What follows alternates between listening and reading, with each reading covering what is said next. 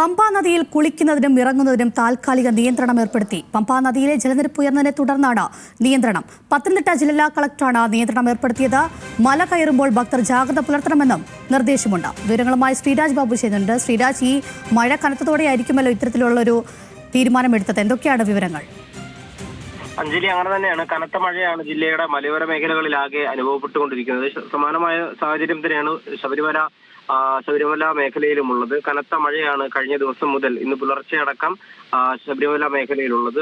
അതിന്റെ അടിസ്ഥാനത്തിൽ തന്നെ ഈ പമ്പാ നദിയിൽ ക്രമാതീതമായ രീതിയിൽ ജലനിരപ്പ് ഉയർന്നിട്ടുമുണ്ട്. അതുകൊണ്ട് തന്നെ നദിയിൽ കുളിക്കുന്നതിനും അതുപോലെ തന്നെ ഇറങ്ങുന്നതിനും നിയന്ത്രണം ഏർപ്പെടുത്തിയിരിക്കുകയാണ് ജില്ലാ കളക്ടർ. അതുപോലെ തന്നെ ഈ കൂടുതൽ ജാഗ്രതയോടെ മാത്രമേ തീർത്ഥാടകർ മല കയറാവുകയുള്ളൂ എന്ന നിർദ്ദേശവും നൽകിയിട്ടുണ്ട്. കാരണം ഈ മലയോര മേഖലകളിലാകെ കനത്ത മഴ പെയ്യുന്നത് കൊണ്ട് തന്നെ അപകട സാധ്യത ഏറെയാണ്. ശക്തമായ കാറ്റും ജില്ലയുടെ വിവിധ ഭാഗങ്ങളിൽ അനുഭവപ്പെടുന്നുണ്ട്. അതുകൊണ്ട് തന്നെ മലയോര മേഖലകളിൽ പ്രത്യേകിച്ചും അത്തരത്തിലുള്ള ശക്തമായ കാറ്റും മഴയും അനുഭവപ്പെടുന്നതിനാൽ ശബരിമല തീർത്ഥാടകർ കൂടുതൽ ജാഗ്രത പുലർത്തണമെന്നും കൂടുതൽ ജാഗ്രതയോടെ മാത്രമേ മല ചവിട്ടാവൂ എന്ന നിർദ്ദേശവും നൽകിയിട്ടുണ്ട്. അതുപോലെ തന്നെ ഈ പമ്പാ നദിയിൽ ഇറങ്ങുന്നതിനും കുളിക്കുന്നതിനും നിയന്ത്രണവും നിലവിൽ ഏർപ്പെടുത്തിയിട്ടുണ്ട്. അഞ്ജലി, ശരി.